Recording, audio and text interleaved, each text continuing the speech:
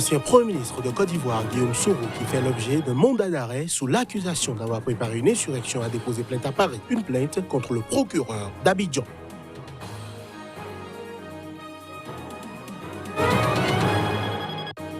Trois civils ont été tués jeudi au cours d'affrontements entre habitants et forces de sécurité à Labé, dans le centre de la Guinée, l'un des foyers de la protestation en cours depuis 3 mois dans le pays. C'est ce qu'a indiqué le maire de la ville. Le Premier ministre libanais a fait son diagnostic au lendemain de la formation de son gouvernement. Et de nouveaux heurts ont éclaté près du Parlement dans le centre de Beyrouth.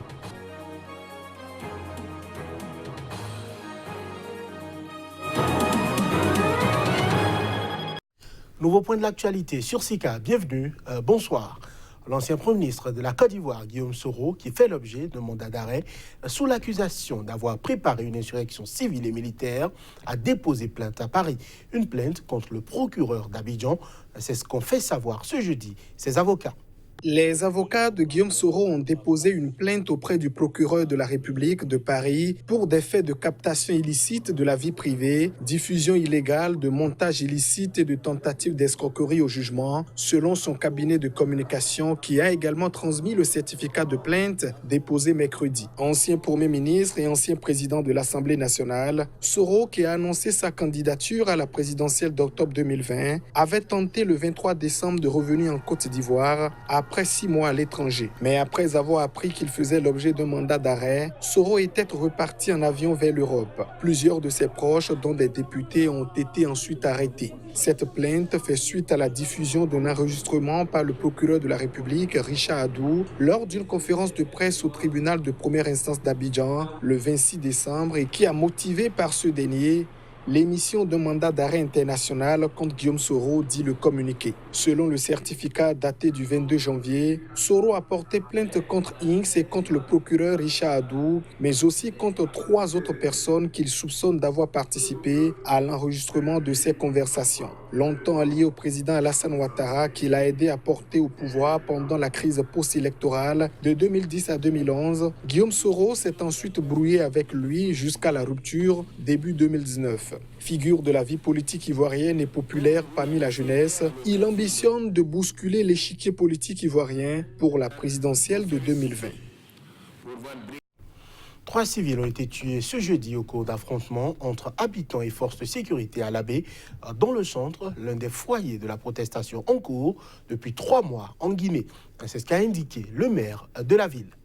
Le collectif qui mène le mouvement n'avait pas appelé à la mobilisation ce jeudi. Mais les tensions sont demeurées fortes à Labé, livrées aux affrontements selon son maire. La ville est en ébullition depuis ce matin. Les populations se sont révoltées, a déclaré Mamadou Aliou Lali Diallo, jointe au téléphone. Il y a 2 morts par balle, a-t-il ajouté, estimant le nombre des blessés à au moins une dizaine et imputant des tirs aux forces de sécurité. Aucun commentaire n'a été obtenu de ces dernières. Une 3e personne a ensuite été tuée par balle, selon la même source. Les forces de l'ordre ont tiré sur une ambulance et tué son conducteur, qui partait dans une mosquée de Labé pour transporter le corps d'une des 2 précédentes victimes, a précisé le maire Diallo. Les organisations de défense des droits humains dénoncent un usage excessif de la force de leur part et une impunité quasi totale. La personne d'Alpha Condé est au cœur de l'agitation. Opposant historique qui connut l'exil et la prison, il a été le premier président démocratiquement élu en 2010, réélu en 2015. Son avènement a marqué l'instauration d'un gouvernement civil après des décennies de régime autoritaire et militaire. Mais depuis mi-octobre, un collectif de partis d'opposition, de syndicats et de membres de la société civile a fait descendre à plusieurs reprises des dizaines ou des centaines de milliers de personnes dans la rue. Ils réclament que Condé renonce au projet qu'elle lui attribue de se présenter fin 2020 alors que la Constitution limite à 2 le nombre de mandats présidentiels. À 81 ans, le président se garde depuis des mois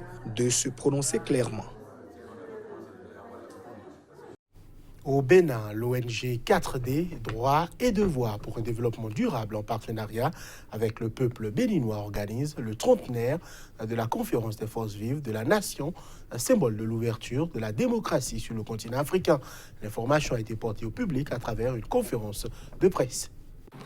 Aujourd'hui, les compatriotes âgés de moins de 50 ans ont quelle conscience, souvenance de la conférence des forces vives de la nation.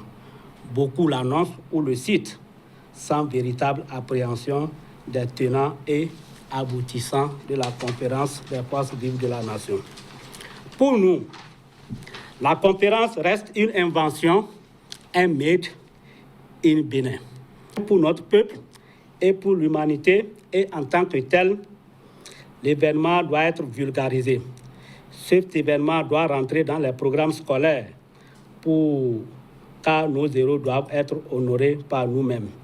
Donc c'est un peu ce tableau qui nous a poussé à penser à cet événement de 30 ans de la conférence nationale des forces vives de la nation. Aujourd'hui, la plupart des hommes, et en particulier les Béninois, beaucoup réclament leurs droits sans savoir que le devoir implique le droit. Donc, nous sommes nés pour pouvoir mettre l'accent sur cet aspect de notre vie sociale. C'est-à-dire que si vous ne faites pas votre devoir, vous n'avez pas a priori le droit de réclamer votre droit. Donc, nous sommes nés pour travailler dans ce sens.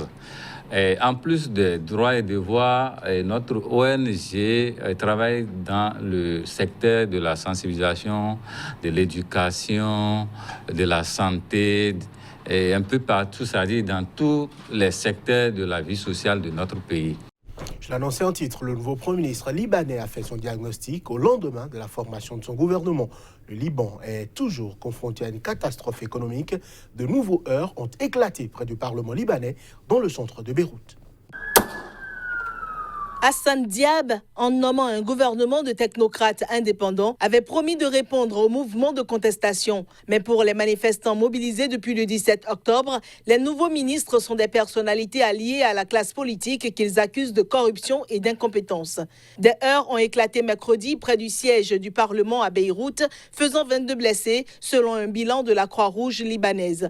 La grave crise politique s'est accompagnée ces derniers mois d'une détérioration de la situation économique, licenciements en masse, restrictions bancaires drastiques, entre autres. La nouvelle équipe gouvernementale se retrouve confrontée à une tâche gigantesque. Lors d'une première réunion de son équipe, le nouveau Premier ministre a reconnu que le Liban fait face à une impasse financière, économique et sociale et que les nouvelles autorités doivent alléger l'impact et les répercussions de cette catastrophe sur les Libanais. Le secrétaire d'État américain Mike Pompeo a exhorté le nouveau gouvernement à mener des réformes tangibles. Quant à la France, elle a exhorté jeudi le nouveau Premier ministre libanais à prendre les mesures d'urgence à même de rétablir la confiance au Liban, où la rue ne décolère pas contre les élites politiques en place. Persécution de la minorité musulmane des Rohingyas, la Cour internationale de justice CIJ a donné de la voix ce jeudi. Elle ordonne à la Birmanie de prendre toutes les mesures en son pouvoir pour prévenir un éventuel génocide. La série de mesures d'urgence requises par la Gambie n'est pas tombée dans des oreilles de sourds. La Cour internationale de justice basée à La Haye vient de réagir et a donné son approbation.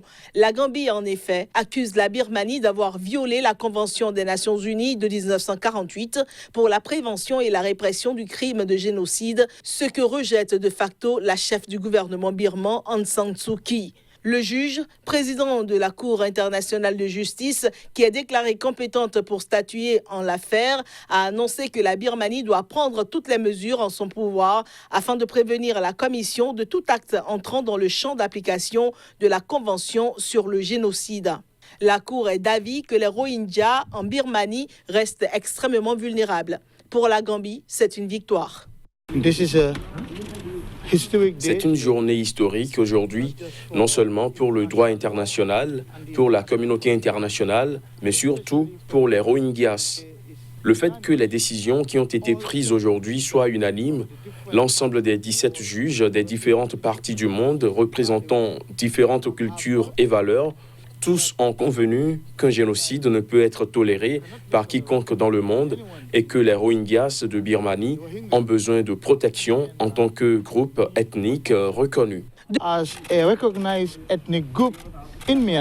Depuis août 2017, environ 740 000 Rohingyas se sont réfugiés au Bangladesh pour fuir les exactions de militaires birmans et de milices bouddhistes, qualifiées de génocide par des enquêteurs de l'ONU. Le nombre exact de Rohingyas tués au cours des violences n'est pas connu, mais des ONG estiment que ce nombre s'élève à plusieurs milliers. D'après le journal Financial Times, Aung San Suu Kyi a déclaré que les réfugiés Rohingyas ont peut-être exagéré les abus commis à leur égard, tout en reconnaissant qu'une enquête interne de la Birmanie a conclu que quelques militaires avaient bien commis des crimes de guerre. Les décisions de la CIJ, fondée en 1946 pour régler les litiges entre États, sont contraignantes et ne sont pas susceptibles d'appel. Elle n'a cependant aucun moyen de les faire appliquer. Et voilà, à présent, le moment de la revue de presse Afrique, l'essentiel de l'actualité paru dans les colonnes des Canards.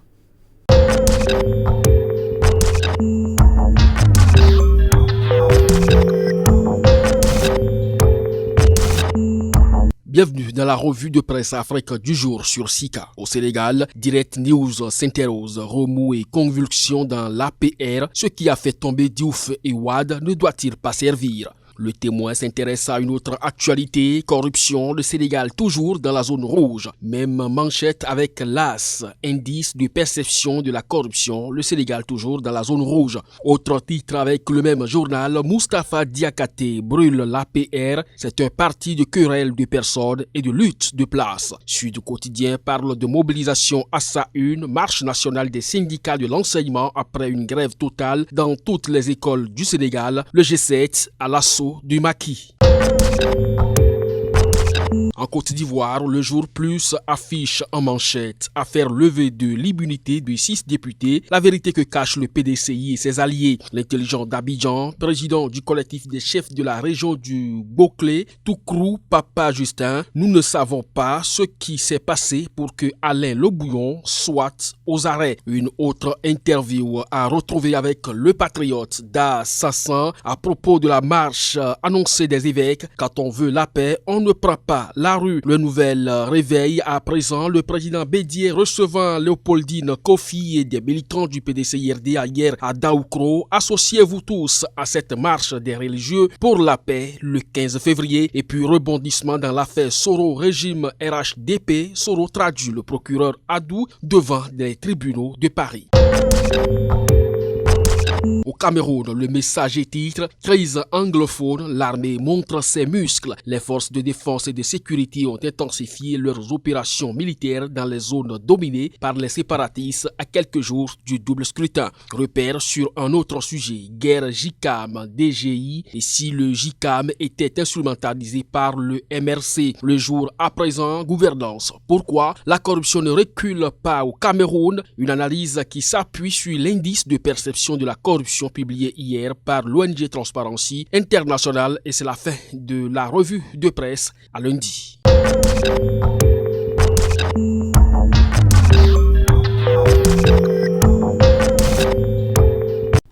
Et ce sera tout pour cette édition. Merci de l'avoir suivi.